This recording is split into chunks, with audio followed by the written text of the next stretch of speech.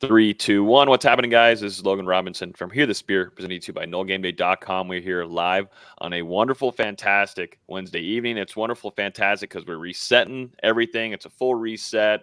Florida State had a bye week before going into Memphis this upcoming weekend, but we're in a good mood nonetheless. We've got a special guest, returning guest, we should say now, Here the Spear alum, Nile Lawrence-Stample, 2013 national champion, back with us this evening. He's going to join the show. We're going to talk about a handful of things. We're going to get his thoughts on the current state of Florida State football. When we had him on here, we were talking very highly of this team going into the season, so interested to pick his brain on a few things, what's going on there. I want to ask him a few things about the defensive line with Daryl Jackson and Joshua Farmer. We're going to talk NIL, and also to D-Lou and VZ have a handful of things that they want to jump by with Nile as well. We've got a couple quick hitters. Jalen Lucas will be out for the remainder of the 2024 season due to injury. Hakeem Williams, though, is returning. We'll see him on Saturday against Memphis. We got some thoughts on the depth chart. We got NFL Noles, and then, of course, we will preview Florida State versus Memphis and give you guys our score predictions. But like I said, with us this evening is Nile Lawrence-Stample,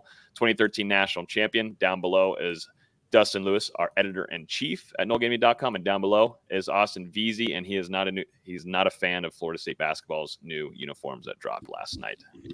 Dog, I'm upset. You have no idea. I saw that. No feather on the side. I'm like, what are we doing, man? I'm still upset. The shorts are fine. We'll get to that later, but not happy. Not happy. Now, how we doing, man?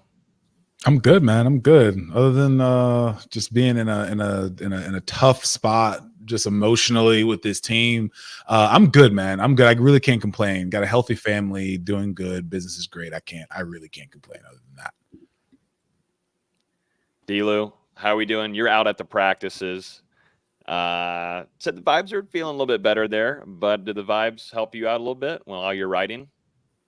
Yeah, energy's up a little bit this week. I mean, which was definitely good to see after the last couple of practices that the media has observed. And, now we just got to see if Florida State can carry what they do on the practice field, because we know that they can be a good team in practice. Can they carry that over onto a game day this Saturday? We shall see. We shall see. But before we get started with Nile, as always, you can listen to this podcast on iTunes, Google Play, Spotify. If you're on YouTube right now, hit the like button, subscribe. And we're all over the place at NoleGameday.com, giving you guys good preview for matchups on Saturdays and just all kinds of content. Not only just what's happening in Tallahassee, but we've got a heavy amount of Seminoles who just made their debut in the NFL this last weekend, which we'll be talking about later on in the show. So make sure you stick around for that. But let's get started.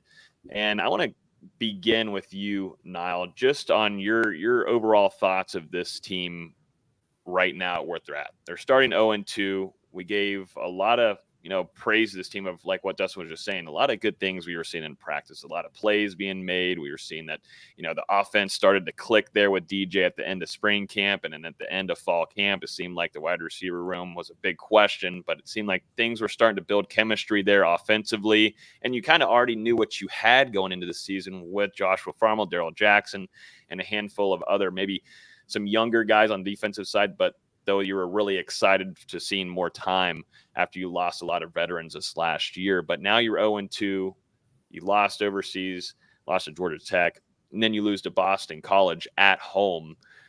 Where do you think kind of this team's at? And, is there a chance for a bounce back against a team with Memphis?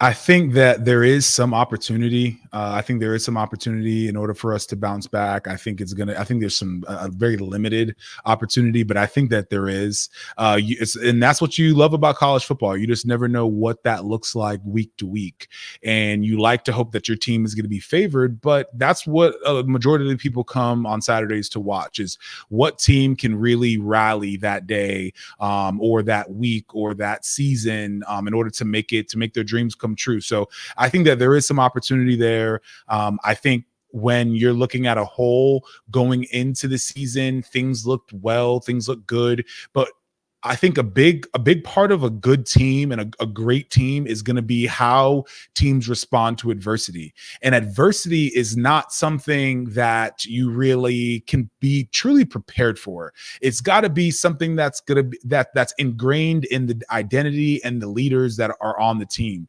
So when adversity hits, there's going to be those players that look to the leaders, and then you have those leaders that are either going to show up or they're going to look to the side. And unfortunately, it looks like that's what's going on. That's what happened in the Georgia Tech. No one really stepped up. No one really grabbed the team by the shoulder pads and said, "Okay, let's push forward. Let's move on, and let's really show what we have." There's no reason not to. We're already here. We're already padded up. We're already doing what we need to do. There's no reason not to go the extra mile to get it done. So I think we're seeing a big issue when it comes to a lapse of accountability, because all leaders do is hold players accountable for what their coaches are teaching them. That's really all the leaders do on the team. The leaders aren't going to say, okay, well, sometimes they're going to say, hey, you need to hit this scrap. I'm going to help you with technique and whatnot. But for the most part, the coaches have a job to do, and they're coaching these players, and the leaders hold them accountable. That's all it is. But if you have no one holding them accountable on the field, and you have NIL in these coaches' potential ear, and you have other issues going on, I think it's a very small chip that can kind of make everything, the mountain fall, so to speak. So I think we're dealing with something that is just really identity wise, man. I'm glad you brought up accountability, because I said that this off season quite a bit, finding leadership, who's going to be that guy to step up. And we brought up Jared Verse tons of times. Fabo was huge in the trenches there. I saw Fabo in practices. He'd pull guys aside, definitely youngsters, and, tell them straight up where this needs to be. And these players are held accountable. And there was a handful of those guys outside. You look at Kalen DeLoach, Tatum Bethune, the linebacker side. But this is something I think this team lacked. And like you were just saying there, it seems like when you watch on Saturdays with this team and Monday nights, there's no one kind of pulling someone aside and saying, hey, you just effed up. Or, hey, can we fix this? Or, hey, this is something we should do differently. I mean, me and Dustin, we watched on the sideline too. And, we tried to look at DJ, tried to look at the rest of this team overall. And, there's not really a lot of communicating. Was that something that you guys did a lot? You found, of course, a ton of success there in 2013. But, I feel like that's something that this team is lacking. And I don't know really how you find a fix for that. Is that something where you hold a players meeting and you name guys to, in certain spots to lead in a certain direction? I just don't understand how that kind of gets fixed, because it feels like Mike Norvell is at a point where he's kind of done as much as he can go. A lot of teams say they find their success, the most success is a player-led team.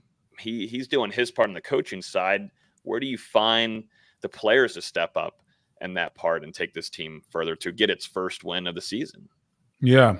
I love Coach Norvell more than anyone else. I think he's doing a phenomenal job. Maybe Coach needs to step back a little bit.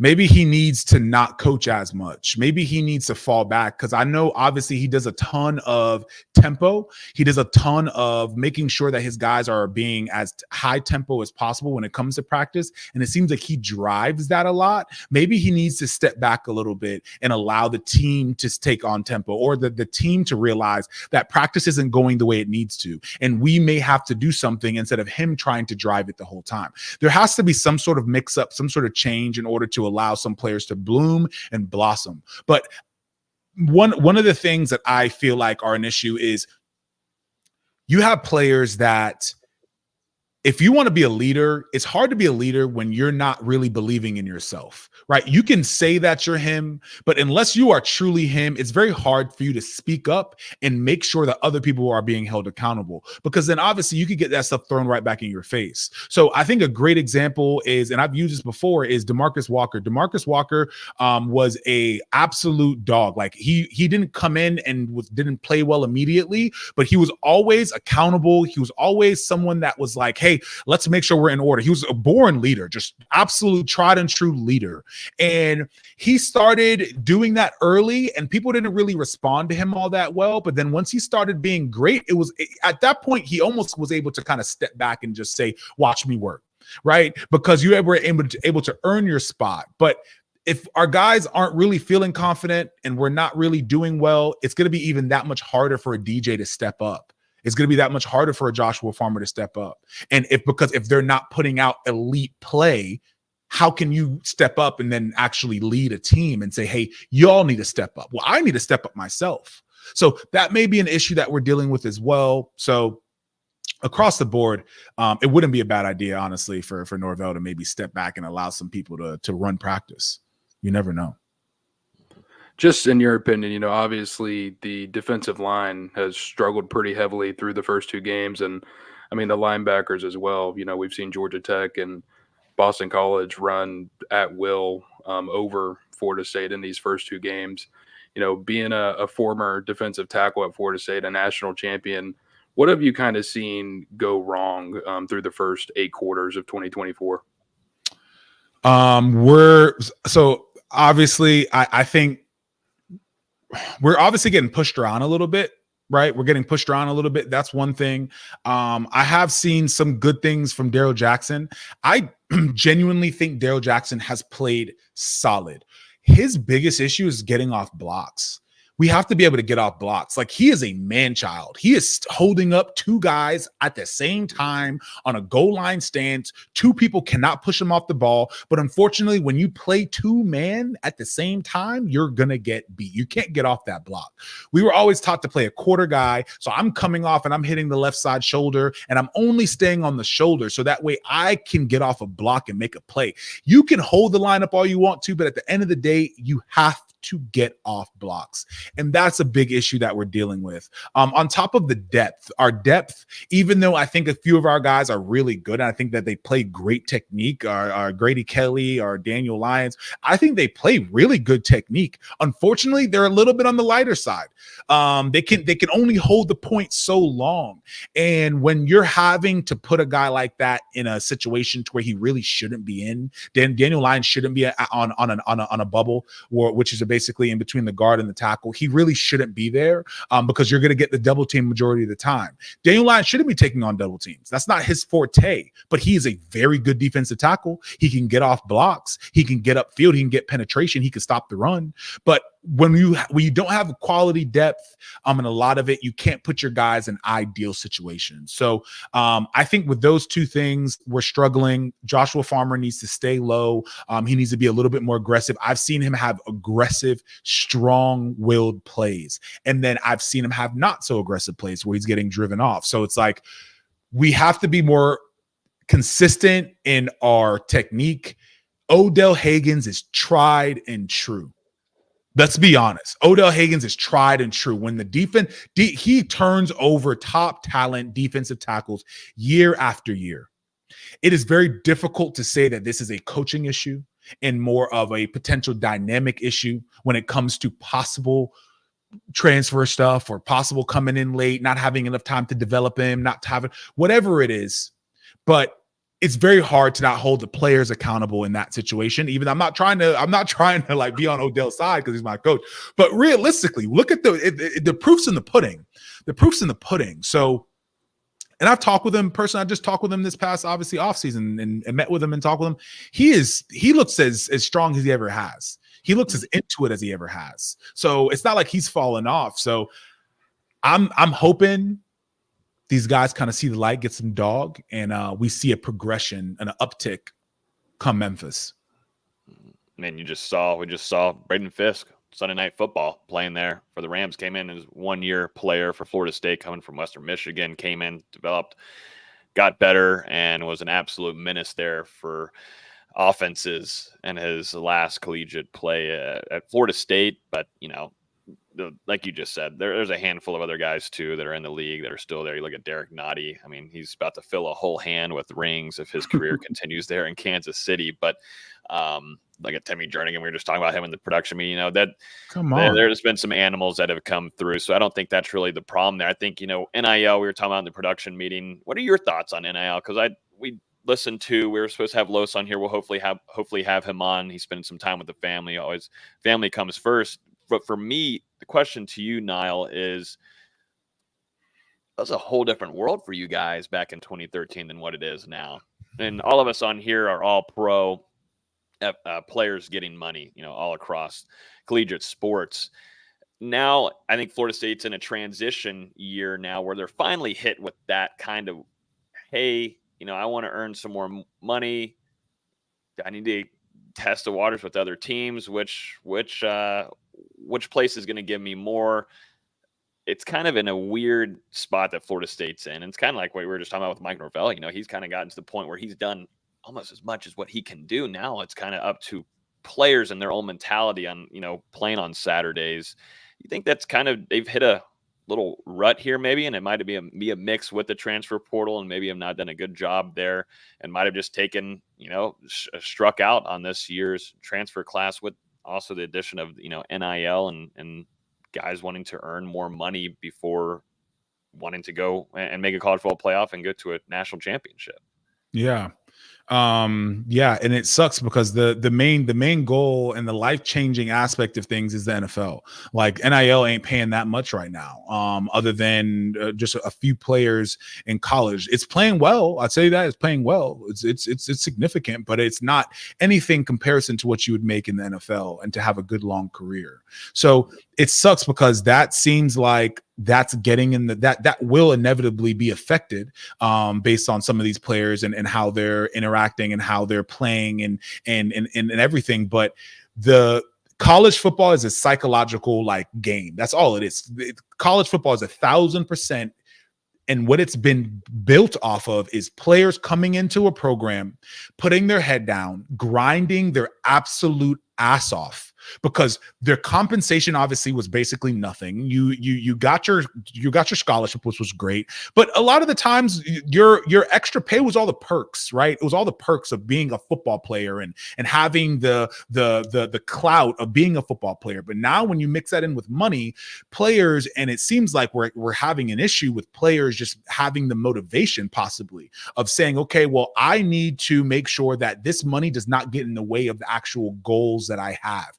But if you're thinking about it, a lot of these players psychologically are in a survival mode, right? Especially college football has been in it for years. You get some of the most poverty-stricken players out of some of the worst neighborhoods, and you give them an opportunity, and they go and they take that opportunity 9 times out of 10. Obviously, you have those problem players, but 9 times out of 10, I refuse to let my mom not have what she needs to have. And guess what? This is my opportunity. But if you can get a little bit of that money now, that survival mode is no longer intact. That survival aspect of things is no longer there, which is no one's fault, right? It's not the player's fault for trying to take advantage of it and be able to take advantage of it and take care of their family. And it's not the program's fault for saying, okay, well, now we can play our players. I think it's more of a dynamic that is where we are seeing the evolution of a game that has not changed since inception. So us seeing this transition in real time right now, we're seeing players be affected. And it's not just Florida State. This is across the board. We are seeing players sit out. We're seeing players not go to their bowl games. We're seeing players not do certain things, which would potentially up their status, up their draft stock, up this, up that. But they're not doing those because they have monetary value in college. So I'm all for NIL, but the transition that we're seeing and the transition that seems like it may be the case possibly here at Florida State really, really sucks, especially when you coincide that with the transfer portal. I think it is a real opportunity for disaster. And it sucks because a lot of it's going to be at the detriment of the player. Because they're kids, they're young kids. These kids are 19, 20 years old. These kids don't know how to be accountable and how to make sure to say, okay, well, if I'm going to leverage and take this money, now I need to make sure I'm doing everything possible. It's like, no, I got this money. I need to do everything possible. But guess what? I have to make sure that I'm utilizing this money correctly and going to go take care of my family, to go do this. More money, more problems. They're dealing with outside issues that they would have never have had to deal with because guess what? I'm broke. Why are you calling me? I don't got no money. I got less money than you. Like, what you calling me for? I don't have that distraction anymore. I'm not trying to go fly anybody out. I'm not trying to do any of those things because I don't have any funds to do that. My mind is focused on getting funds. So it's a transition that we're going to see these players deal with. And until the mindset coming into college is as a professional. younger. These kids can't wait until they're ready to go to the NFL, because guess what? Look at all these players that didn't make it to the NFL because they got paid early. And these players, unfortunately, that we see now are going to be the examples of the players that come in and that are able to say, okay, I'm not going to be that guy. I'm going to worry about that money later, and I'm going to go get my bag. This may not be the right comparison, but do you see any similarities between the current team and the 2014 team? Obviously, that 2014 team coming off a 14-0 undefeated national championship. This team coming off 13-0, obviously snubbed from the playoff, but still had a lot of success in the regular season. Do you see any similarities with the hangover effect, or guys thinking they're set with their draft stock and don't have to put in as much effort, think it's going to be handed to them and such? Yeah, so when it comes to the draft stock situation, I really don't think as much, because a lot of these players, especially the players on our team, aren't tried and true. Like, a lot of them have to make sure this year is good. There's not one Jared Verse on this roster.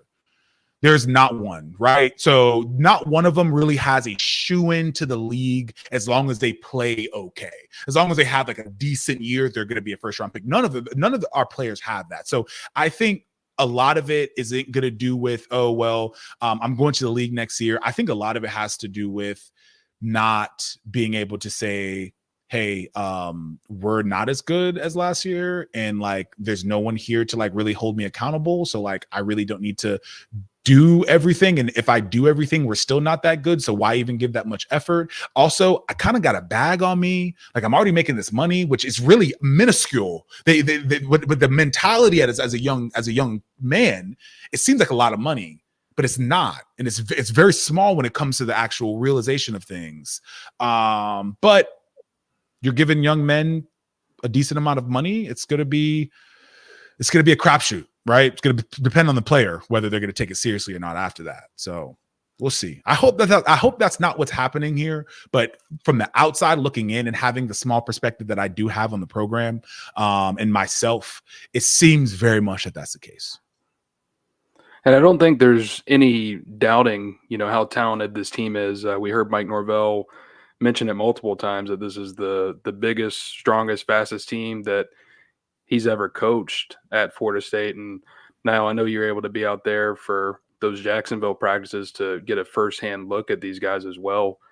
So at this point, it kind of going back to one of your points earlier, it kind of seems like maybe there's something wrong in the locker room. So I guess my question is, how do they turn that around? Like, are they still going to be able to do that at this point, you think, or could it just be what it is right now?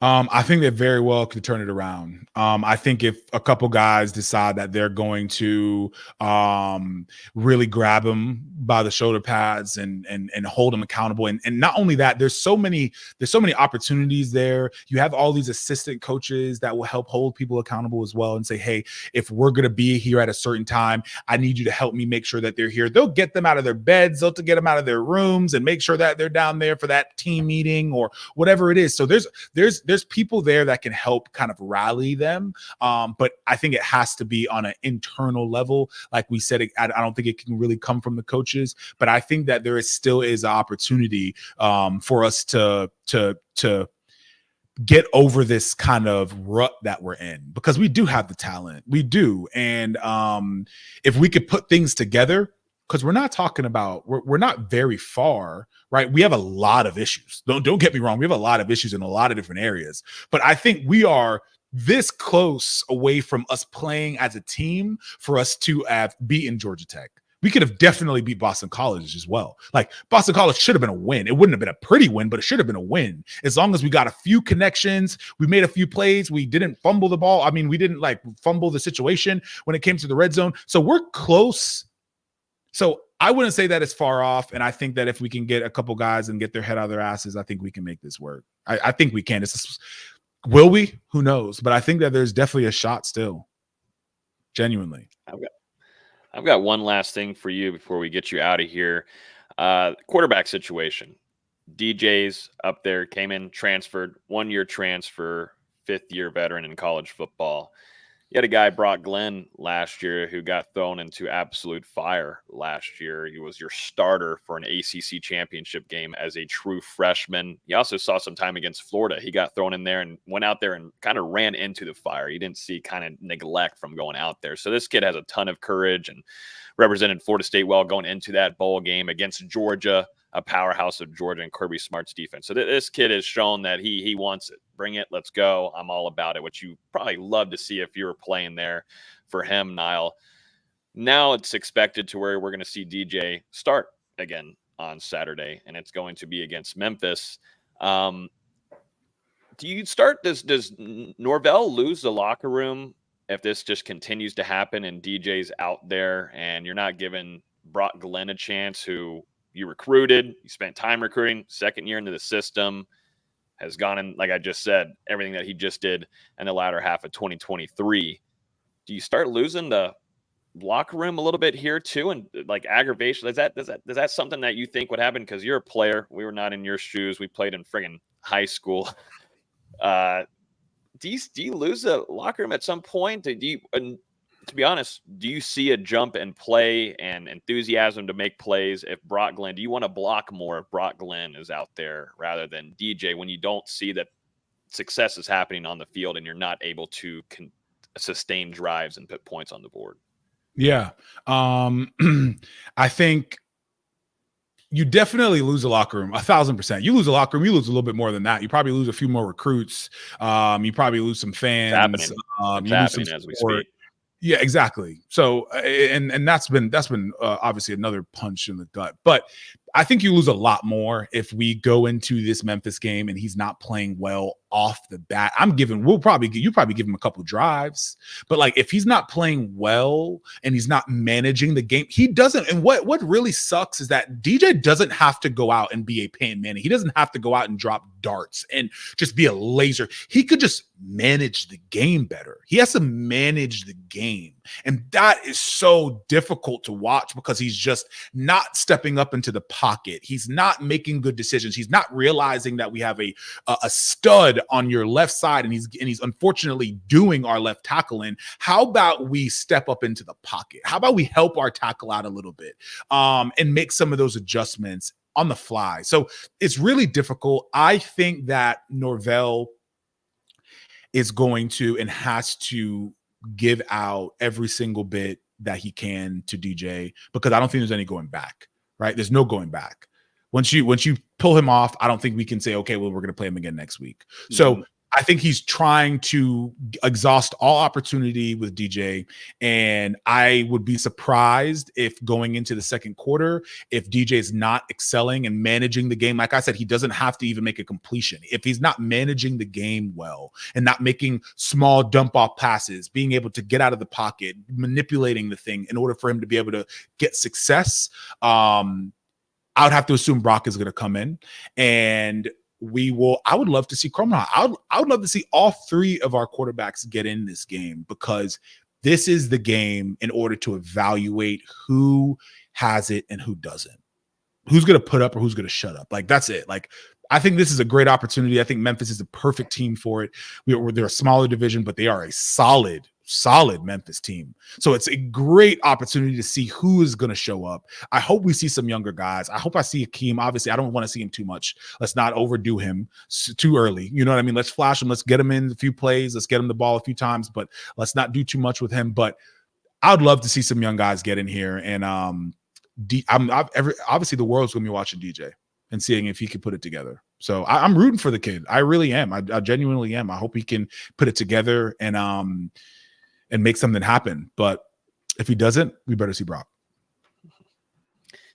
I agree. So we'll see. We'll see what happens on Saturday between Florida State and Memphis, and we'll keep an eye down on the sideline. D-Lou, keep an eye down and see who's going to be trotting out there on the field after a couple of series if Florida State cannot get clicking there offensively. Looks like you want to say something, D-Lou, but no, I was just saying I've got the binoculars. Yeah, I was about to say, you got Tommy's binoculars. I was about to say, grab Tommy's binoculars. But Nile, this has been phenomenal. We need to do this more often, even if it's just for a quick 20, 30 minutes just to get your insight on this kind of stuff. It's something that we love hearing from you, and I just know the fans love it. They love the other episode during the off season, and something in the end season is even better. So appreciate you with your time. I know you're a busy man, got all the kids. Go enjoy dinner, and I appreciate you, man. I'm sure we'll see you on here hopefully before the season ends. Agreed. Not for sure, man. You guys have a good one. I appreciate you guys, and we'll talk soon. Yeah, real quick though, can you shout out and where everybody can find your show too? Yeah, absolutely. So I'm on Nolan with Nile. I post quite a bit on Instagram. I'm putting up just my thoughts on what game and pregame previews and post game. I'm talking about it as well, and just giving an inside perspective on what it looks like and what I'm thinking about these players in the organization. But Nolan with Nile on Instagram as well as on YouTube. And yeah, that's Nolan with Nile. I appreciate you guys, man. Appreciate you too, Nile. We'll talk soon. Take care, man. Absolutely. See you, Nile. So good stuff there, as always, from Nile. Love having him on. It's way better him talking about all this kind of stuff.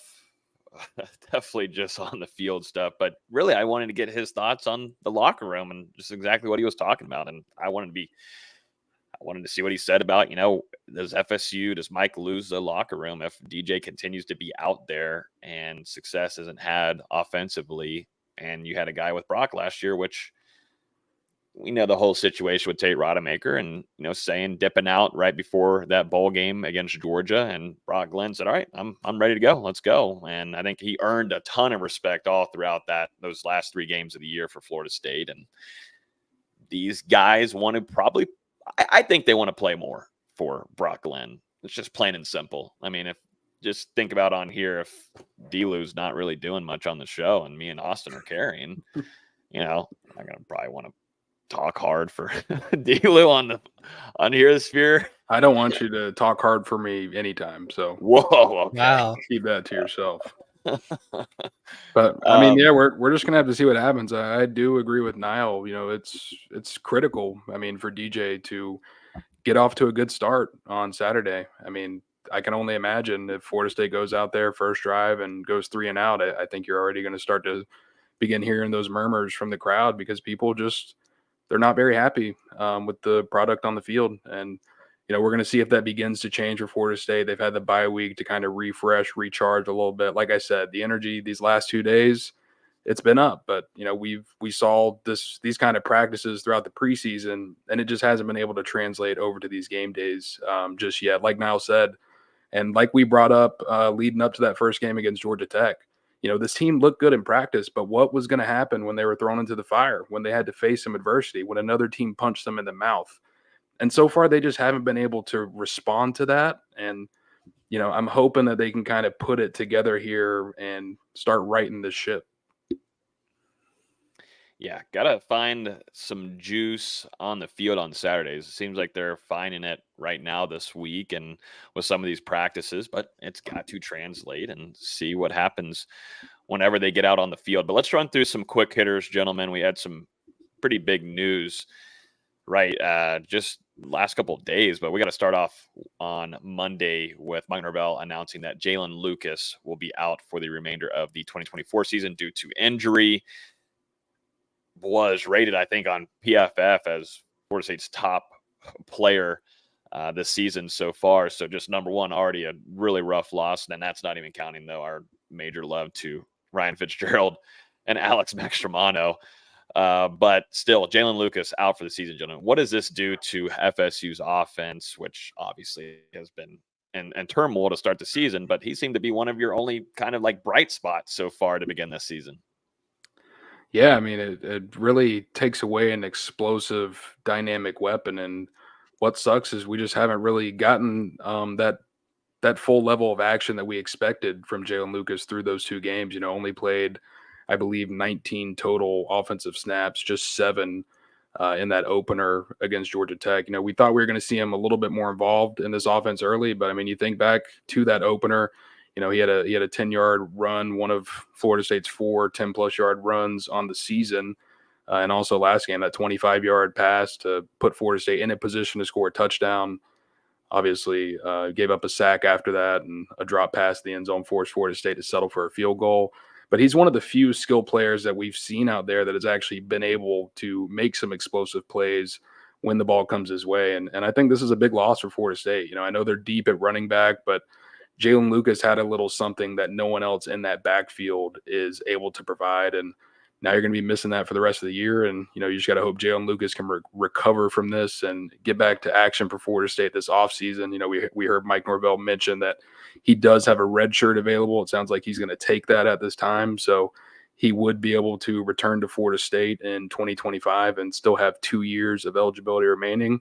But, man, I hate it for the kid because, he's a really good dude from our time being able to interview him and brings a lot of energy to that practice field. Like I said, some big plays in practice. And the worst part of all this, transferred to Florida State this offseason in part to play with his brother, Ja'Kai Douglas. And then now after just 2 games, that's kind of ended. So that sucks. And Ja'Kai's obviously a senior, and they're not going to have that chance next year. So, a loss on multiple fronts for Florida State and Jalen Lucas.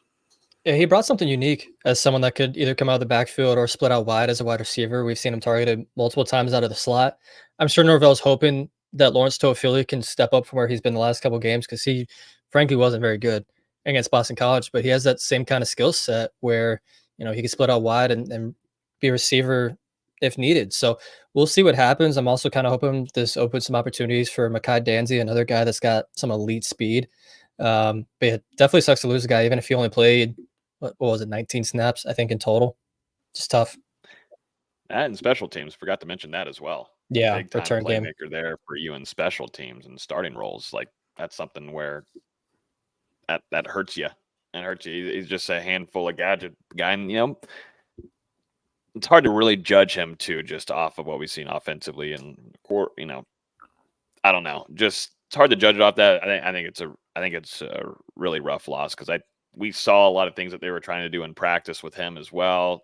There's a lot of plays, a lot of schemes that they're going to try to go against the defenses, and tough loss there for FSU and that running back room and special teams. Yeah, and I think he actually got hurt on that kickoff return in the fourth quarter. Wow. Just so unfortunate. And he was also, I don't know if anyone noticed, but he was the guy returning punts for Florida State last game, not Malik Benson. Yep. Yeah, that's what I was saying. Like, multiple special team starter for FSU. So, yeah, that hurts in multiple departments for Florida State as they head into their 3rd game of the season. Let's head over to some good news here. A lot of fans are excited to see this come to fruition. Hakeem Williams, former 5-star wide receiver, got to see a few flashes last season. Didn't get to see much this fall camp due to dealing with some injuries and such. But now we're going to see him out there on Saturday for Florida State. Mike Norvell saying that we will see him. So looking forward to it. I know I am. Do I think it's a game changer for Florida State as the offense overall? No, I think other things like we just talked about earlier need to be changed in the quarterback room first. But it's great to see Hakeem Williams available and is going to be a go on Saturday for the Seminoles. I think Hakeem could end up having an underrated impact for Florida State in this game because something that's just such a crucial element in this offense for the Seminoles is getting their wide receivers involved as blockers in the running game. And, it's been a little bit iffy from the skill players. I know a lot of the focus is on the offensive line, but just blocking in general across the entire unit has struggled. And one thing about Hakeem is he is a willing blocker, and he's also, as we all know, about 6'2", 215 pounds. He's put on some good weight, and he's in really good shape. He's ready to get after it. And, there was actually a rep on Tuesday where he drove a veteran defensive back all the way to the sideline and, kept that block going through the whistle. So I think one thing, obviously Hakeem, he's still got a ways to go continuing to develop as a pass catcher and a wide receiver as far as route running and honing in on all of those different nuances. But as a blocker, he's going to show you that effort out there. And, it wouldn't surprise me if he does end up with a couple catches as well. He's looked really good these past 2 days. And I think that's a good sign for Florida State. We heard some people talking about asking if the former 5-star prospect was a bust whenever he didn't appear on the first depth chart. And, obviously we're not allowed to talk about everything that we see out there during fall camp as far as players available and injuries, but now that Mike Norvell has commented on that, I think it's going to be big for Hakeem to get out there and, get his second year underway, because obviously this was a guy who dealt with some injuries during his first year in Tallahassee as well. And, you got to hope that he can get past this injury bug here and start to show the player that we've begun to see him be this offseason and in the preseason before he was injured. Yeah, I'm glad he's healthy. I'm dubious that he'll make a big impact statistically, at least, just because I don't think wide receiver's been the biggest issue for this offense. They have a lot of issues. I don't think wide receivers at the top of that list. And, like Dustin said, maybe he gets a couple catches, but I think, like you were saying, I think his biggest impact is going to be in the run game as a blocker, because they've got to do something to get this run game going. We could talk about the quarterbacks later, but the run game's got to get started first. 110%. Some other quick hitters, D-Lou, and that's not great quick hitters either for Florida State. And as expected, when you go 0-2, don't win games. You start to lose some commitments in your classes. But can you give an update to the listeners on some decommitments for the Seminoles? Yeah, a couple really talented recruits headed out of Tribe 25 this past weekend following Texas's win against Michigan in Ann Arbor on Saturday. You had 4-star defensive tackle Myron Charles announce that he was flipping from FSU to the Longhorns, and Texas was basically the runner-up in his original recruitment prior to his commitment to Florida State at the end of June. And obviously the Longhorns right now surging nationally, and Florida State has become a national laughingstock with the way they started. And there's just a lot of attention on the program dating back to that college football playoff snub. And so he made that decision to flip, and then the next day you had 4-star defensive end Javian Hilson, which a prospect, man, he's really good. One of the best defensive ends in the country, one of the best prospects regardless of position in this 2025 class. Someone who flipped to FSU back in January from Alabama, had stuck with them to this point, and actually, over the summer announced that he was shut down and locked in with Florida State. And 2 games in, Florida State going 0-2, and he decides to back off of his commitment during the bye weeks. I mean, obviously, with what we've seen from the defensive line so far early in this 2024 season, to lose 2 of the best prospects in your class at a very tough time for the program, where there's not a ton of momentum to work with on the recruiting trail, or a lot of targets where Florida State has a ton of traction with anyway at this time. So those are 2 really big losses. You still do have 1 4-star defensive tackle in the class. That's Kevin Wynn. We're just going to kind of have to see where things go from here. Florida State now dropping in those recruiting rankings, went from 18 to, I think, in the 36, 37 range.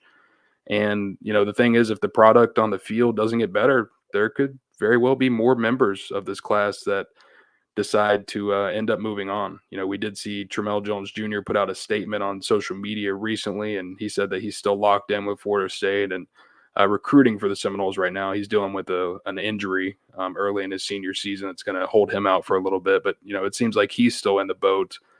But as far as some of these other guys, it's going to be something to watch over the coming weeks if Florida State isn't able to get things back together on the football field.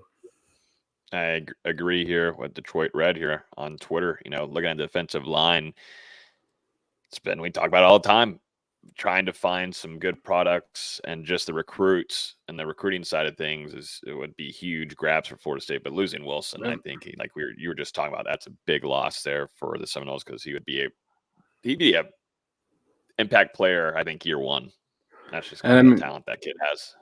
You're just really seeing some of the recent failures on the recruiting trail come back to bite Florida State. I mean, we all remember Keldrick Falk committing to Florida State in that 2023 class. And then obviously right there on early signing day, he decides to flip to Auburn after a last minute visit, an Auburn native. And, he had a pretty good game this past weekend in the loss to Cal. And Armando Blunt obviously flipped to Miami from Florida State after being committed for a little bit this past recruiting cycle. Florida State really only brought in 1 true defensive end in that 2024 class, that being D.D. Holmes, now that Amari Williams has been moved over to tight end for the time being, and you had 2 3-star defensive tackles come in the class as well. So you just haven't been able to land a ton of those impact recruits to this point. And, Florida State at that defensive line position, at linebacker, I mean, at a couple positions really, when you look at it on the recruiting trail, they've got to be a lot better. I mean, plain and simple. Well, let's jump over. It's kind of like we're in a roller coaster right here. Good, bad, good, bad. Let's go to good now. Let's go to good. Let's talk some NFL Noles because, man, I'm so excited for this on Sundays. I'm a big NFL fan overall. I'm also 1-0. VZ? 1-0. Skull Feels Vikes. good, doesn't it? Feels good. Feels great. And we're Might on be the only break. win we get for a month or so because the schedule gets pretty hard from here, but I'll take 1-0. Yeah. No, I will 100% love starting out the season 1-0. It just changes my whole mood for, honestly, the next few months. I'll ride on that wave. But, yeah, dude, I mean, we're also on the brink of maybe potentially friggin' Jameis Winston I think we're going to see some Jameis Winston in Cleveland start some games this upcoming season. There's just too much stuff. Deshaun's playing awful. He's got a lot of stuff off the field happening. I think we're going to see some Jameis Winston in Cleveland, ladies and gentlemen. He's got a damn good defense on that side of the ball. See if they can get the offensive line going for him. I think we might see a couple starts here for Jameis. But Deshaun's got them all in a trap with that contract. But there's some things off the field that are starting to spike up again for him. But let's talk some NFL Noles outside of Jameis. Keon Coleman made his NFL debut, 4 catches, 51 yards, connecting with Josh Allen there in Buffalo. Not a big stat line here, but it's worth mentioning Trey Benson had 3 carries, 14 yards. It's going to be hard, and I think they're kind of just easing him into it just because of what they already have with James Conner, former Pittsburgh Steeler, still has it, really good running back there, but I think they're trying to find a way to mix him and match him with Trey Benson. But, yeah, 3 carries, 14 yards there for the Arizona Cardinals. Big game here for another 2013 national champion. I should have brought this up to Nile, but Mario Edwards Jr., 3 tackles, 2 solo tackles, and 1 sack for 11 yards. Tackle for loss. Yeah, and Anthony Richardson with the Texans. So that's crazy. Mario Edwards Jr., man, still in the league and making plays and sacking Anthony Richardson. Shout out to him. And then we were all looking forward to this one, Sunday Night Football, with Jared Verse and Braden Fisk making their debut as well. Their first actual NFL snap. Jared Verse gets a sack, 8-yard loss there on Jared Goff. They ended up losing the game, but still, you just already see the impact of Jared Verse. And I'll be honest with you, I think Jared, I don't know, I haven't looked at the roster and looked at his weight, but he's definitely slimmed up than what he was playing last year, which I didn't like the way that he was playing last year for FSU, but they definitely slimmed him up a little bit. Looks a little bit more agile, a little bit more athleticism in there as well. Kind of going back to the 2022 Jared Verse. But do you remember what he was playing at last year off the top of your head? He was heavy. I want to say 252, something like that. Well, he's listed at 260 on the Rams roster. So Well, maybe it's just the number 8's a little slimming. Maybe it's the color blue. Maybe I don't the know. jerseys are tighter. I don't know. I don't know. He just looked. I don't know. Just looked slimmer and everything. But I don't know if y'all. I'm sure y'all guys watched a lot of the games, but some fun stuff there from some NFL Noles. Yeah, you missed the biggest one. Jalen Ramsey getting a 3-year, $72 million contract. Shout out Jalen Ramsey. Off the field fun times. Yeah, big bag for him. I thought Austin was going to say something else, but no, because outside of that, Brian Burns didn't do well against Minnesota. He got shut out by Christian Darrisaw. It's the uniforms, though. We blame the uniforms. Those are horrific. Might be the worst jerseys I've ever seen. Yeah, and you don't wear those on week 1 either, too, if you're going to do that. We also got to shout out. We got to shout out Johnny Wilson for getting the big shout out from Jason Kelsey for blocking his ass off. Gotta love that. When Jason Kelsey's giving you love for blocking, you gotta love it. Yeah, 100%. But man, I did think Verse and Fisk, I mean, absolutely looked the part on Sunday Night Football. Like you mentioned, Verse getting that sack, and he was able to provide some pressure off the edge a couple times. And a few times when the running back for Detroit was able to get up the field, he came and delivered a lick. And you saw Fisk as well. I think he finished with 5 tackles. And, I noticed the Lions, I mean, just a rookie, but they were double teaming him, I mean, for most of that night, especially on that final drive there in overtime. So a good showing for those for those two in their first NFL snaps since they didn't see any time during the preseason. So, had to get out there, not only playing their first NFL action, but shaking a little bit of rust off as well. And doing it against the Lions, who have arguably the best offensive line in football. I mean, that's no easy challenge. And, not just those two, but that entire Rams front four did a pretty good job getting pressure on Jared Goff. I was pretty impressed. Super fun first weekend of NFL, I must say. And the NFL did a really good job of lining these games up perfectly. And we've got a really fun one, too, on Thursday night between the Miami Dolphins and the Buffalo Bills as well. And we're going to see some Keon Coleman on some prime time. Some Keon versus Jalen? Uh-oh. Yeah, literally. Like, we are in for a treat. So make sure everybody's watching that tomorrow night. But, yeah, fun week overall. I think it's better, and knock on wood, everything goes well. But just having those quarterbacks stay healthy, I wasn't so much of a fun season when you don't have your superstars out there at quarterback. So hope everybody stays healthy, and it's always good to see those guys. But yeah, it's going to be fun to watch a lot of these NFL Noles and Braden Fisk and Jared Verse. That was just their true first taste of NFL. And those guys are going to do a good job there. Just looking back at how much success the Rams have had under McVay and that defensive line, guys like Aaron Donald. But anything else NFL? Doesn't have to be Noles wise, but trying to think. I think Dustin Hopkins perfect on field goals. Yeah, I think 2 for 2. They lost by like 30 though. Well, that's not his fault. And not his fault. For that point, Graham Gano was also perfect 2 for 2, but they also got blown out. So blame the quarterback. Hey, no, for sure, definitely blame the quarterback. The kick, yeah, right. When your quarterbacks are Ryan Fitzgerald's. He can relate to that. He can relate here. He's having a pretty good season. His team's not. Yep. So yeah. All right, let's jump into this Memphis game, gentlemen. And we're gonna give our score predictions at the end of this, so make sure you guys stay tuned. And then VZ is gonna give his thoughts on these new FSU basketball uniforms before we get out of here, which we put out an article today. Fans aren't too happy about, so we're gonna show that on the screen, see what you guys think. But first, Memphis game. Memphis is coming into this game at 2-0. Their last 2 games against North Alabama and Troy. They beat North Alabama 40-0, and then beat Troy 38-17. This one is a noon kick in Doak Campbell Stadium. Yuck. Talked to Mike Norvell today, and he said that the Doak experience is being worked on. We were spending a good amount of time on the last episode. This is important stuff here. I feel like if they screw up the Doak experience, no one's going to be there. That's what I'm saying. Noon game, you're 0-2, no offense. Who's going to be out there at noon? No offense or defense. You might as well keep going. Yeah. Make sure the Marching Chiefs are playing almost maybe nonstop, actually, if fun things aren't happening on the field. But, yeah, Mike said he wants the Marching Chiefs playing a lot more. So we're going to see that. That's my number one thought going into this one. But got a good quarterback for us. I do want to piggyback on that real quick.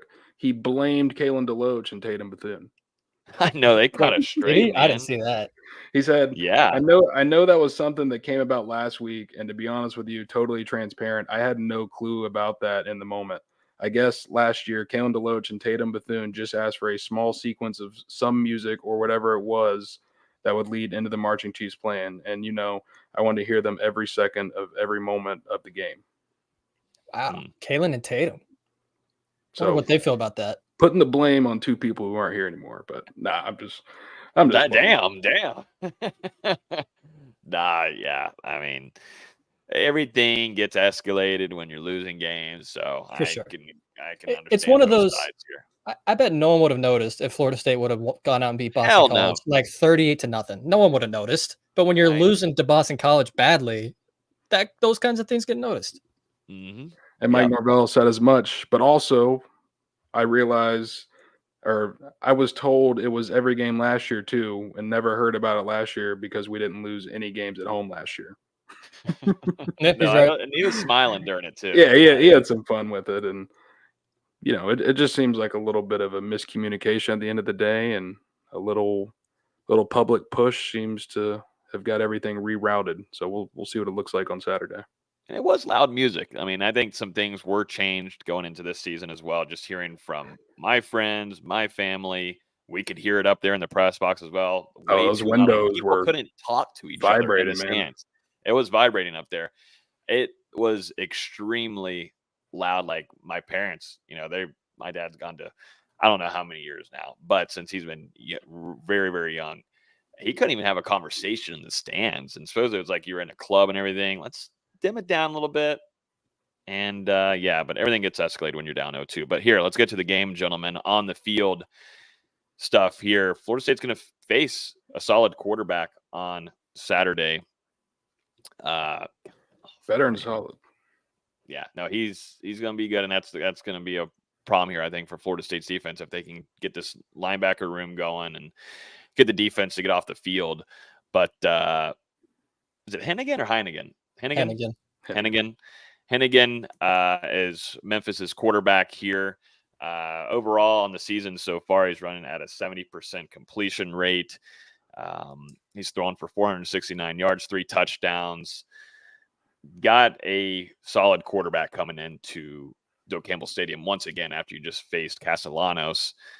What are y'all's thoughts going into this one just first off? And what is FSU going to have to do? We'll start off defensively to prepare for this Memphis team that can put up points and is very well coached too as well.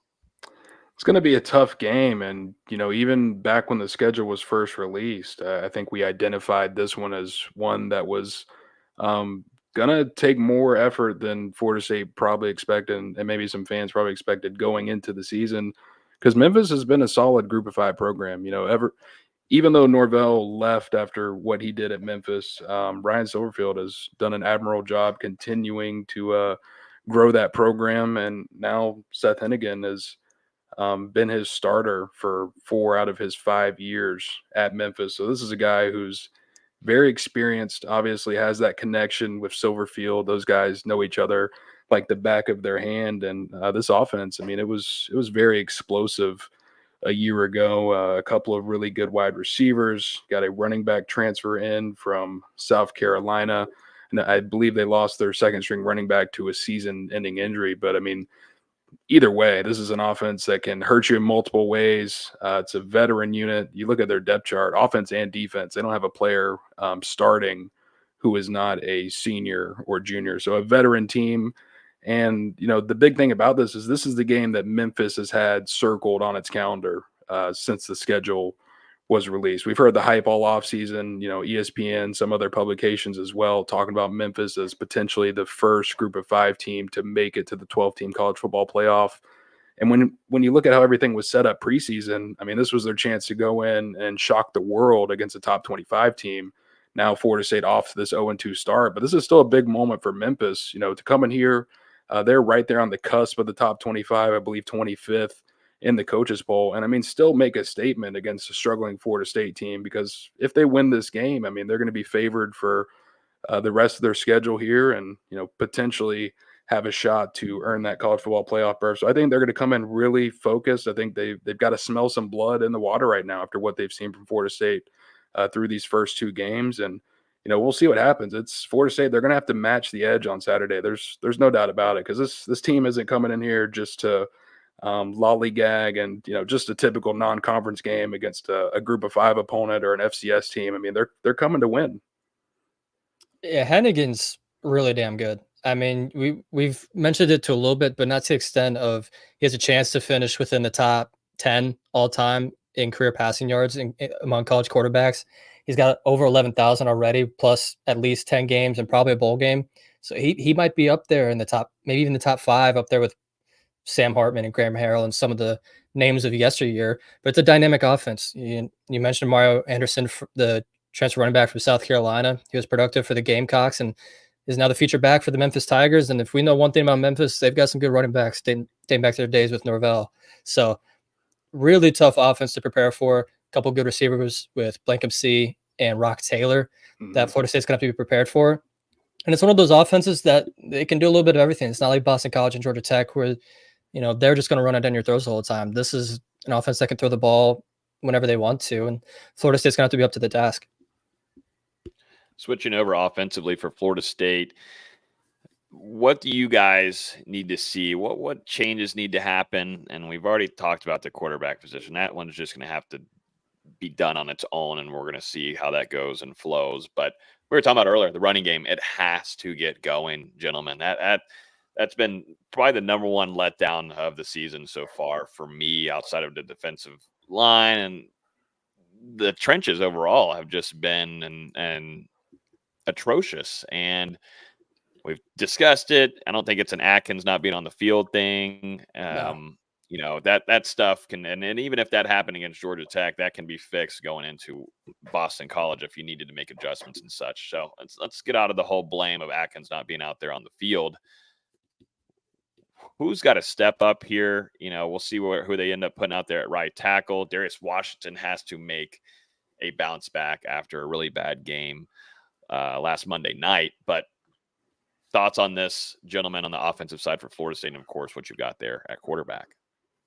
Well, I'll just say, I really believe the running game is a complement of the passing game. I mean, if you can't throw the ball, like we've seen, these defenses, Georgia Tech and Boston College, they are going to stack that box and try to stop Florida State's greatest strength, which is that running game and is that offensive line when they're clicking. And with the passing game being so ineffective downfield and not being able to create those explosive plays, defenses are pretty much just saying, all right, well, I mean, we're going to sit here until you prove that you can do it consistently. And so far, Florida State, they haven't been able to answer that from opposing defenses. So, I mean, I think this is a big opportunity for the Seminoles. Obviously probably don't throw it 42 times again with DJ, but you are going to need to hit some of those play actions. You're going to need to hit some stuff over the middle early to kind of back that defense up and, I mean, let you find some running room. But one thing I will say about Memphis is they're running a 3-3-5, which is going to be a little different. You don't see a lot of that at the college level, but at the same time, that means you're going to have 6 guys in the box typically, and they're probably going to bring some DBs to help out as well. But maybe Florida State, they can find some running room in this one, only having to go up against 3 down linemen. We're just going to have to see. I know Mike Norvell's talked about it, that it's an interesting scheme to prepare for in Memphis, breaking in a new defensive coordinator, someone who they promoted off the defensive staff from last year. They've got two games worth of film to kind of go over right now, and we'll see if they're able to kind of make these corrections on Saturday. But I absolutely think the most important thing is you get this passing game clicking a little bit, because that's going to actually force opposing defenses to recognize it. And I think it goes further than that. DJ getting off to a fast start also affects the energy, not just of the team, but of the whole crowd. They're already going to be upset seeing DJ trot out there as a starter, we presume. I don't think there's going to be any changes there, at least to start. But he's got to get off to a fast start just to give the crowd some confidence, at the very least. If the crowd doesn't get confident and they're booing him and they're cheering for Brock Glenn, wanting him to get in the game, the offense is just going to continue to be in a rut. And as you mentioned, the run game and the pass game work hand in hand. And granted, Memphis has played Troy and North Alabama to start, but their 2 games, they're only allowing 2.6 yards per carry. They've done a good job on that front so far. So Florida State's got to find a way to move the football. I don't think Memphis is a particularly tough defense, but Florida State has to find a way to get some momentum one way or another. And like you mentioned, it's going to start with DJ getting going early. I'm interested to see what wide receiver unit we're going to see out there starting on Saturday now, with Hakeem Williams being back and also Kentron scoring a touchdown there, making some plays too for Florida State and finding the end zone. That was funny though, Dustin and all of us on here, we were talking about that wide receiver room and who's going to be fighting for a starting spot. And we we're talking about Hakeem Williams versus Kentron. We could see where both of those guys are starting now for Florida State in that wide receiver room. If Kentron is going to be a guy that can make plays for Florida State, and Hakeem's fully healthy and he's good to go. So something that I'm monitoring to see what wide receiver unit they're going to put out there. And of course, you've got Malik Benson as well, but interested to see. Let's jump into here. And I actually kept note of the parlay that we did last week. Thanks for ruining it, Logan. But you lost us the parlay. No, I think I did, because I said Treshawn first time touchdown. Should have said anytime. Oh, yeah. So there you go, D-Lou. See? Oh. It was close. If he had caught that first catch out of the backfield, it might have hit, because he had some run. He had some room to run. Yeah, we had Jalen Lucas as well. I put that in there for an anytime touchdown. We had Jalen. I thought you had Kyle Morlock in there. I think he changed it to Lucas. Yeah, I changed it to Lucas. I'm glad I did, because Kyle Morlock would have been a really bad decision by me on that front. I would. It's just It me. wouldn't have been if he could catch. I would like to But point out Trayshawn- that Thomas Castellanos hit. Did you bet on that? No, you can't I mean, really do that on Hard Rock. I tried, but you ruined my parlay for me. So No. We're gonna build one that hits right here, gentlemen. We'll skip. What do we? The over's at 52.5. Florida State right now is favored by a touchdown at 6.5. my score prediction that I have for later in the show, I will say that right now it goes under that total, So does mine. but it's very close. Same. I Okay. swear, if we have the same score You prediction, better I'm not gonna have be upset. taken my freaking score against you. And you can't have stolen mine Uh, because I purposely didn't submit my game preview yet for this reason. Son of a gun. Let's put in our parlay for this week, gentlemen. Cordell Williams is once again top favorite to score a touchdown. Minus 155. Lawrence to Phillies right after that. Minus 115. Mario Anderson. Memphis is running back. Minus 110. Rock Taylor, wide receiver, plus 140. DJ's at plus 115 to throw a touchdown. I think anytime. that's a rush. It is rush. It's Oh, rush, is it or rush? it's either a rush or a catch, not passing. It- Can I do no? Like, where is there like a no? That's not happening. Is there a let me get a suggestion in there? Is there a Brendan Doyle numbered Jesus. somewhere? So for the Plus season, 320. for an anytime touchdown, I think these are great numbers. He's only has 3 catches on the year, but 2 touchdowns and has one in each game so far. So they like targeting him in the red zone. I'm just saying.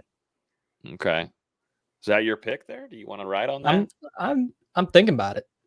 I'm I'm throwing throwing it out there as an option since we're being a little quiet about these odds. Oh yeah, we're a lot more quiet this week because now we're kind of Well, just shot. We don't know I what don't to really- do. You know what I am going to do? Look at this. Look at Kentron all the way down here at plus 400 for a touchdown. They'll give him shots in the red zone. Happened last year. Now Keon Yeah, I'm Johnny just- Wilson's gone. I'm someone that bets on trends, so That is a trend. He scored last weekend. it's not a trend. It's more of a Yeah, What? happening That's the happening only once trend we isn't a can trend. work with. When you Yeah, speak happening once isn't a FSU trend. offense, there are no trends, but Kentron Poitier scoring last weekend. I think I'd probably just stay safe and go with Anderson. That feels like You a good wanna- one. There's Anderson. I'm fine with that. I'd do Anderson, Rock Taylor. Wait, do you want to do the Wait. under on this? I'm fine with doing. I think I'm Yeah. fine with doing the under here. Underscore. All right, we're under there. We're at plus 307. I'm taking Remember, Memphis we're no plus the gambling points. experts. I Anybody didn't want to say do money Kyle line. I Morlock? said plus the points. No, I'm not taking Morlock. It almost hit last game. Can't catch. He Well, must have so we're known not. that we were- No, we must have have known not they're picked an talking about FSU it. player to score. If I was to take an FSU player, I feel halfway decent about Ja'Kai. Yeah, I don't even know who I'd pick. He's the only one that I'd feel halfway decent about. I just don't. I don't know what kind of blend of offense we're going to see. Because like we talked about in the post game and after Boston College, I mean the running backs only had 8 total touches against Mhm. BC, and after seeing that, I just don't feel comfortable with those odds. I mean, are they going to get enough? I don't know. I'm fine. I'm fine with Ja'Kai Douglas anytime. Maybe Malik Benson finally gets his first one. I mean, he's got to be due right sometime soon. He should be. He should be. But remember, we're betting under here, so we can't be over here just throwing so many touchdowns down here. Well, maybe we can. Depends on how you Yeah, think but this see, game's me going to go. You haven't seen me make Just a goes parlay one way. then, buddy. If it just goes one way, I'm trying to just keep this optimistic here, gentlemen. We had our Not with bye me on week. the podcast today. Memphis Let's go defense Ja'Kai plus then. 700. I'm cool with Or- Ja'Kai. Ja'Kai would make sense. 1,400. What are And these? then, What else then can if you do plus 6.5, if you think if you're in there. we did the plus, Wow. we did the plus for Boston College. You didn't even Yeah. pull up the old parlay, which There's that all kind of kinds. sucked. Well, they need to have FanDuel open for us in Florida. Maybe I can pull. No, Hard Rock doesn't have the players though, which sucks. Are we cool with this little 4-legger here? I mean, this is 25. I mean, I'm done at like I don't mind it. 500 plus 500 Yeah. usually. How much are we putting down? We're gonna do 10 grand. $25 for $637. Oh, I like 10 grand. 10 grand. That's how we get in trouble pretty quickly. That's how we lose our business right there. Is Dustin's gambling. But look how much business we'd win if we win. The number one thing right here is that we need an FSU player to reach the end zone. But we'll see if that happens. It could happen. But this is what we're going to build. I'm screenshotting it. We're having it. Bang. It's going out. We'll tweet it. And then everybody obliterate us on Twitter. That under, I mean, that feels pretty good. You know, FSU's first game, 24-21, 45, and then 28-13, 41. Both games have been under so far. That's asking for a big step up. I mean, you could even you go to the barber shop and you can go up here a little bit and go. You can even go like right in here, 56.5. Yeah, but you're losing. Those odds are yeah. I always like staying extra safe. It's almost 2-1 though. It's staying extra safe. I'm never against going to the barber shop and seeing what I can do here and trimming down. You put down $10, you're only getting like 5 if you win. Yeah, right. Okay, now you're crazy. Now you're capping. But yeah, that's the betting segment there. We lost last week's by 2 legs because VZ's was anytime. Let's say 1.5 because Trayshawn should have had the first one, but he got the second one. Yeah, it is what it is. This week for our audio listeners, we got Mario Anderson, Memphis' running back, scoring a touchdown anytime. We've got the under at 52.5 on total points. Ja'Kai Douglas anytime touchdown score, and Memphis plus 6.5 on the spread. So hopefully we can win. Make sure you screenshot that. I did. I made sure to. But remember, we're no gambling experts. We need to put that out. Definitely not. I'm. NFL Sunday was rough for me. I'll admit it. And I tell you what, Deebo Samuel can't get me 2 more yards rushing. Dude, you're telling me I had a 4-leg parlay. I needed Rachaad White anytime touchdown. Fourth quarter, Bucks are up by multiple scores at the 2-yard line. I'm like, that White's in the game. I'm like, all right, just hand it off straight up the middle. Let's throw a fade to Mike Evans in the corner in the end zone, which also helped my mom beat me in fantasy football. Damn. It's a double whammy if I've ever seen it. That is hilarious. Painful. That's tough. It's tough. Only week 1, too, in the NFL. We got a long, long road ahead, but I'm ready for the battle. I'm not giving up. We bounce back tomorrow night. All right, gentlemen, let's do these. I think, D-Lou, you're up now for score predictions. I think you're first now as we do this, and we'll turn the corner next week, and I'll go first. But score predictions, Florida State, Memphis, noon game. The Marching Chiefs are back. Is football back? We'll see. Here we go. Well, I would just like to say that I'm 0-2 to begin the season. So we all are. Nothing I say should really be taken worth a shit at this point. After we were just hyping ourselves up the entire offseason, we would not shut up about us going undefeated and everything. And definitely when we were previewing the season and when we went into week 1, we're like, by the way, guys, we are undefeated. So definitely tail everything that we're saying here. Now we're saying also we're idiots. Don't follow what the heck we're saying. Don't listen to us about any more practice reports and people having good plays. That was tough, man.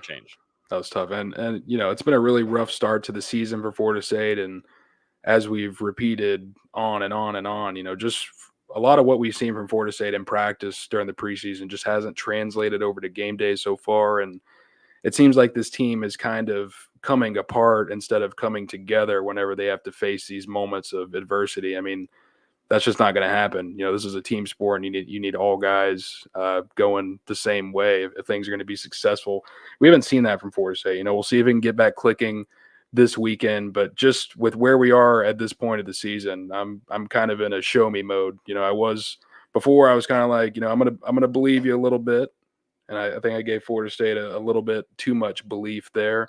So, you know, I'm going to need to see something from this team on a Saturday before I pick them to win another game this season. And like I said before, you know, Memphis, they've got a chip on their shoulder coming into this game. I mean, they are going to come out focused and ready to go. This is unless they make the 12-team playoff later this year, this is their Super Bowl right now. I mean, they've got this one circled.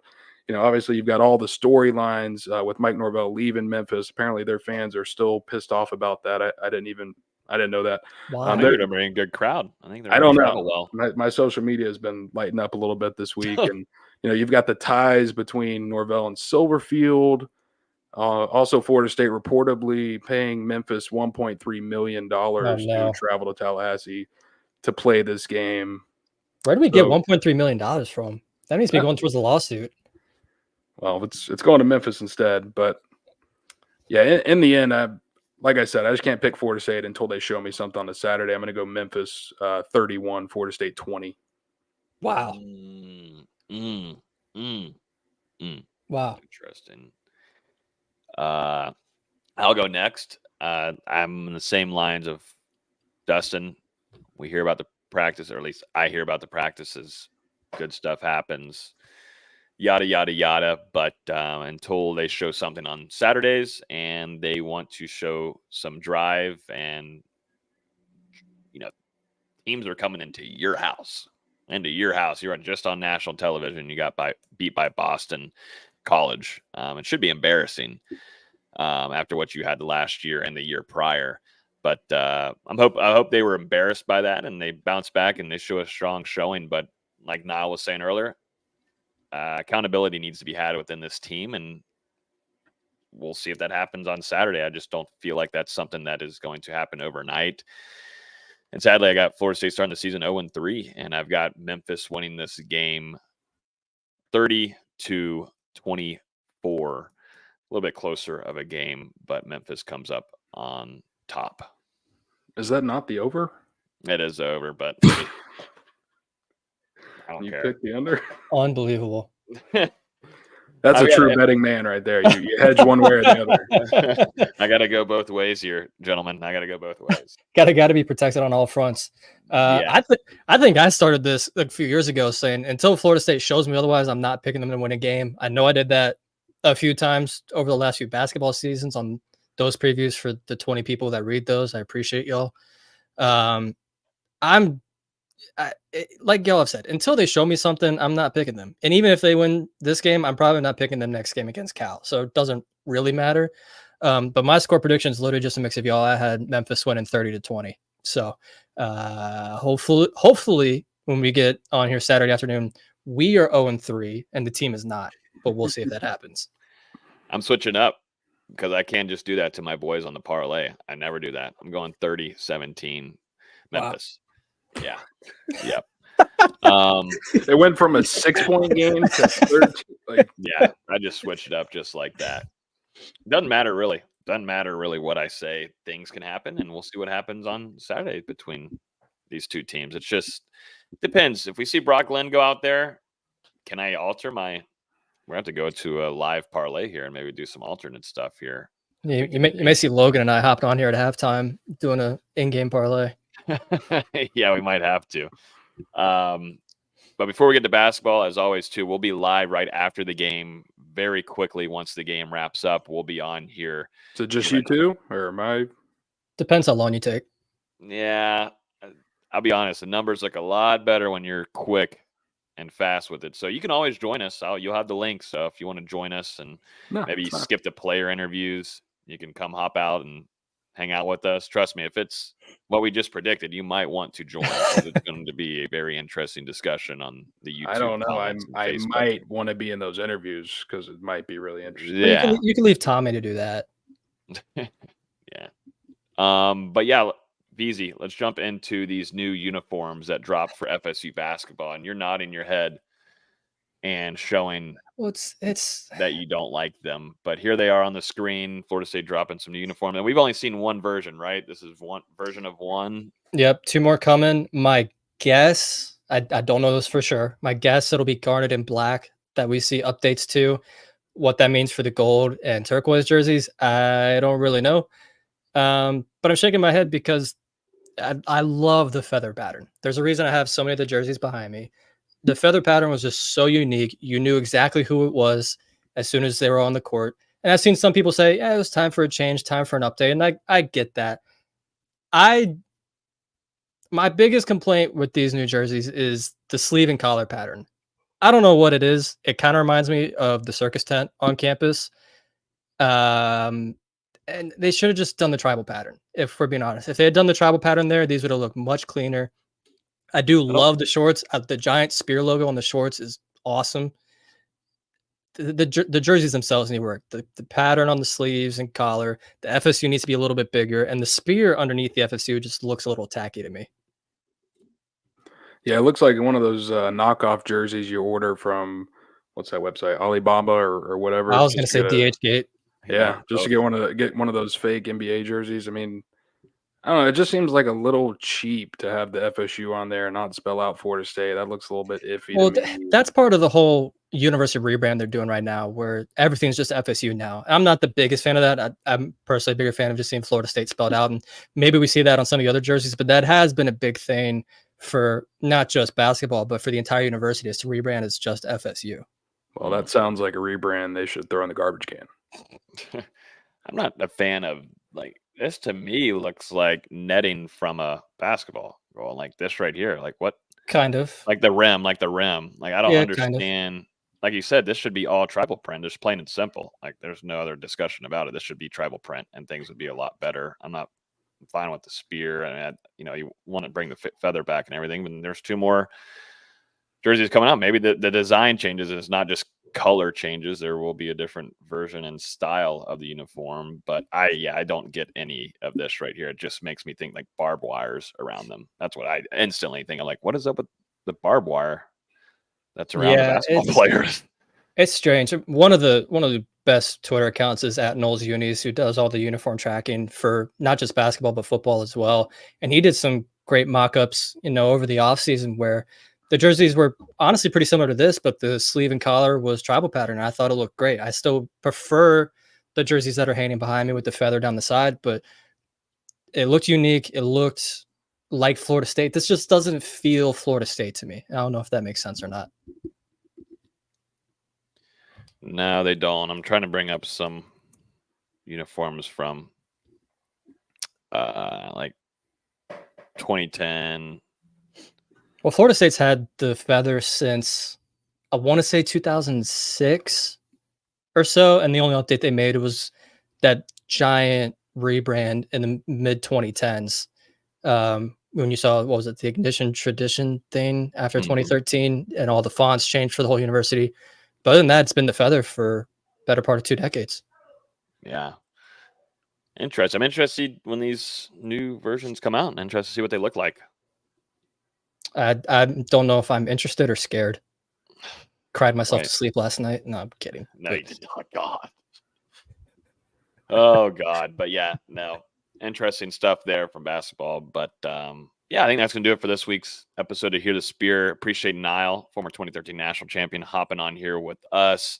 Go check out his show whenever you get a chance. But yeah, that's going to do it for us. Like we were saying earlier, we'll be here live for our instant reaction of Florida State versus Memphis. And hope everybody enjoys the game. Have fun with the Chiefs. Going to hear them on third downs, hopefully, on Saturday. But make sure you drink a lot of water. Hydrate. It's going to be another hot one, I expect, up there in Tallahassee. So enjoy the game. Safe travels. And we'll talk to you guys on Saturday afternoon. Peace.